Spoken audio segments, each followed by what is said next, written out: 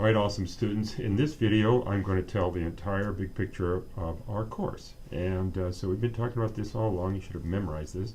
This is the course's big picture. It's the foundation of our whole course. And we drew or made a clay model of this. So you should be rock solid on that. And then chapter 16 is about this. So we're scrambling to learn a lot of this material for the first exam, which is on Monday, March 6th. And then I'm pretty sure it's chapter 17. It's about the cell cycle. And so it's all going to put it all together. And what we're going to see in this thing that I'm going to draw is we have two cells, and there's going to be a DNA like this, a gene in the first cell, and the gene is called Wnt1. And so it's got a transcription unit, gets copied, made into protein, and then that Wnt1 protein gets released. And it's an example of cell signaling where this Wnt1 protein floats between cells and binds to a receptor on this target cell, and then through a signal transduction mechanism that we learn about, signal transduction in chapter 16, it's going to activate a gene in this cell, and this gene is going to be called Myc, and that's just exactly the same drawing, different gene as the clay model we made. And then Myc protein, when it gets made, stimulates this cell cycle. When Myc is normal, it is simulates normal cell proliferation. When Myc pathway gets disrupted, and there are variety of different ways of having Myc regulated. When the Myc pathway gets misregulated, a person gets cancer. And cancer, molecular mechanisms of cancer are the basis of part 4 of our book. So we're getting into part 4, and this puts it all together. Ready? Here we go. So this is going to be an assignment, and the assignment is going to be for you to eventually draw what I talk about here. Label, draw and label everything in this video in one big picture, and then take a pic and email it to me before class, and I'll email you this assignment so you can see it. Okay, and a big part of this is, because we can do this now, is because we're hearing about chapter 16, cell signaling, and the example that we're going to use is an example called paracrine signaling, where this is going to be the first cell. That's the second cell.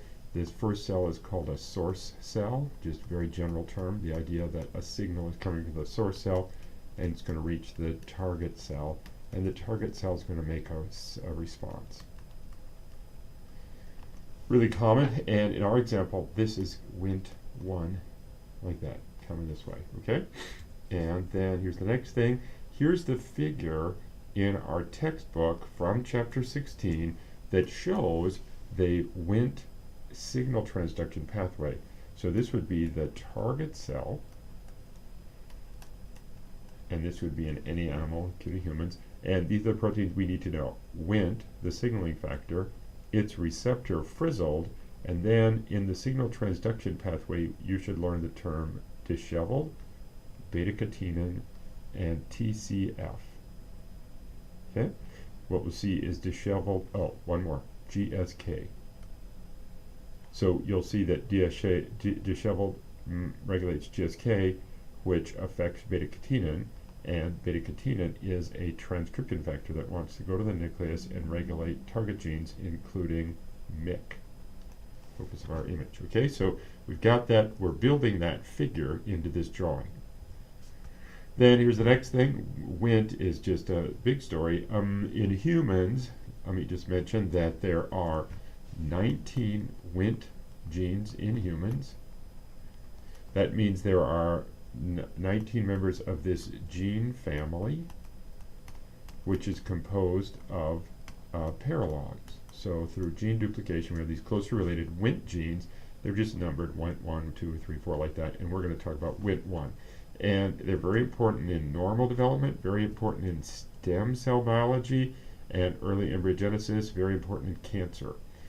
Here's just an image of that importance. There's going to be a meeting coming up this August on Wnt signaling in stem cells and cancer and just animal development. Okay, then let me just show you this. Wnt regulates target genes, so the Wnt protein causes the target cell to activate target genes, and here's a list of them. So see, we'll talk about that idea, that one signaling factor could regulate a variety of different target genes depending on the cell, depending on the context. So Wnt doesn't always activate all of those genes in the target cell. It depends on the context. Okay, and then again, here is this image that's the significant addition, and it shows the signal transduction pathway. Let me just point out that what's going on here is that in the presence of Wnt, frizzled receptor gets activated, binds disheveled, which in turn binds GSK3. When GSK3 is bound, it cannot phosphorylate beta-catenin. So see, there it is, phosphorylating beta-catenin. When GSK3 phosphorylates beta-catenin, the protein gets degraded. So it's a new example of how a transcription factor can be dynamic. And we can get a switch in gene expression due to a dynamic transcription factor, which in this case is either degraded, destroyed, or stabilized. In this case, it's stabilized by Wnt. So the Wnt signal transduction pathway leads to stabilizing beta-catenin protein to the transcription factor. Okay, here we go. I'm going to draw it all out right now. So it's going to look like this. We're going to have two cells, and this is the source cell. And there are many times this is used over and over again in normal line development. Really famous example is in the midbrain. So in the midbrain we have a forebrain, midbrain, and highbrain, and Wnt's are really important in development of the midbrain. When you have mutations, then parts of the midbrain are missing. Okay, so here is one of these clay models of a gene. Okay, and the gene is Wnt1. Okay, Wnt1 is a protein, and it's going to get secreted from this cell and bind to, it's going to float around, and it'll bind to a receptor frizzled on the target cell. So what's going on here is the source cell has to make the signal. We talked before about testosterone and estrogen as signals like that. Some cell has to make those. So here we have this. It's a nice example because it's a protein, and so we can talk about gene expression of a gene that's going to encode a protein. So what do we know? I'm not going to label this, but you have to. So there's a transcription unit. You know that.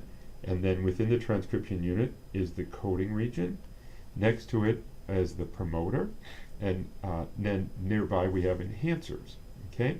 So in this case, what's going to activate the source cell? In our case, it's going to be in the, it's been studied in the mouse midbrain early embryo.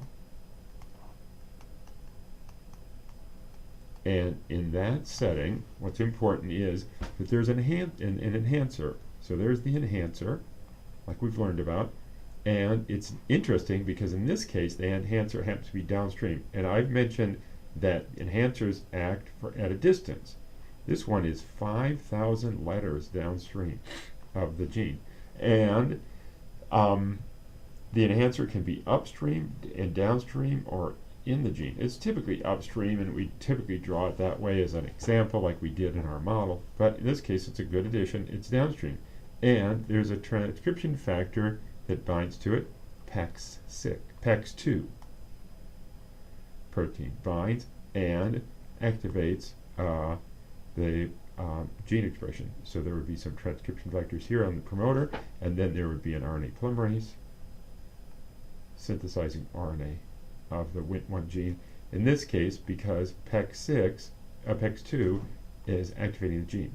I just want to point out that Wnt has a complex regulatory sequence.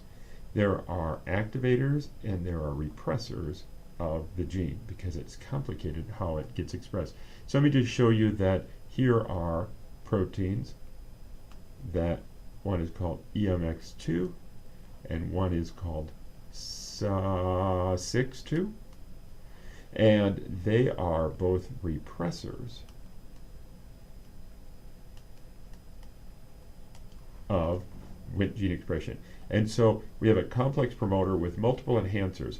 What these repressors do is they help focus the gene expression in a specific region of the brain at a specific time, like that. So there you go. Then the RNA polymerase is going to produce RNA. And this point is called transcription regulation. Okay, that's what our model is. And you gotta transcribe it to get it expressed. I just want to point out, I mentioned this before, and we'll see at some point in our course, we'll learn a lot about it. There is also post-transcriptional regulation of the Wnt1. So, the gene can be expressed, and then there can be some post-transcriptional regulation. One is alternative splicing we'll learn about. So one gene can produce multiple forms. Then another is stability. The RNA of the Wnt1 gene has a changing stability, and how long it is present regulates how much gets made. Eventually, the RNA gets bound by the ribosome, which synthesizes Wnt protein, like that. Okay, so there's the Wnt protein being made. There is some post-translational regulation of Wnt.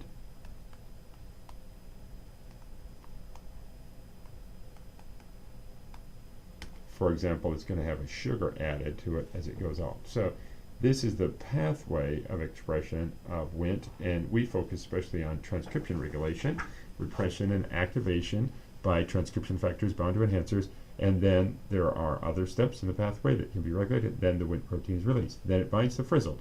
And then we have when it's bound, we have a signal transduction pathway.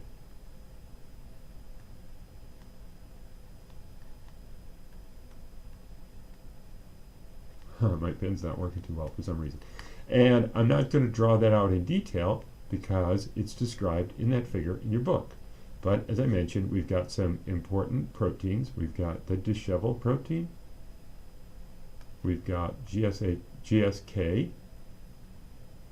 And we've got beta-catenin. And when Wnt is present, beta-catenin does not get degraded, and it's stabilized, and it's present, and it goes into the nucleus, and it binds target genes, including Myc. So now we can draw the Myc gene, and it would be just the same clay model. It's a gene. So Myc is a gene that codes for a protein, so it's got a transcription unit and a coding region. It's got a promoter and an enhancer. And in this case, this enhancer is sometimes referred to as a Wnt responsive enhancer. There are lots of different Wnt responsive enhancers in a gene, in a cell, because lots of genes, we already saw that list, lots of genes get activated or repressed by the Wnt signaling pathway. So then the next thing to mention is in this mouse midbrain, there is a protein that's bound here that's called TCF4. And TCF4 is a big time, very important repressor of transcription of Myc. Myc can stimulate cells to grow. That means Myc is a growth factor protein, and that means if it's misregulated, the cell could turn into a cancerous cell. So repressing Myc in the absence of signal is really important. The beta-catenin protein, when stabilized, binds to TCF4 and becomes an activator of Myc. So we have a nice and significant molecular switch, switching a inhibitor into an activator of Myc expression. So now in the presence of that, we'll put RNA polymerases here, make an RNA, make an RNA like that, then RNA binds to the ribosome, like that, and synthesizes the protein. In this case, this cell is going to have Myc. And that Myc is going to play a role in the cell cycle. Now, we're not going to study the cell cycle until chapter 17, which is after the midterm. So we're going to leave this at that. Boom, like that. The last point to make is that here's an example we'll talk about that beta-catenin binds an enhancer indirectly. So beta-catenin does not bind DNA. We've got a couple thousand different transcription factors, and many of them bind to DNA directly, like the androgen receptor and the estrogen receptor, and so forth. Beta-catenin binds to other transcription factors. So it's actually this TCF4 that binds the enhancer. And because of that, beta-catenin is referred to as a transcription factor that's a co-regulator.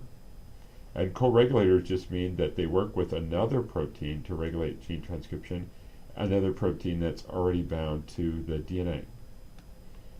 And since beta-catenin activates gene expression, it's an example of a co-activator.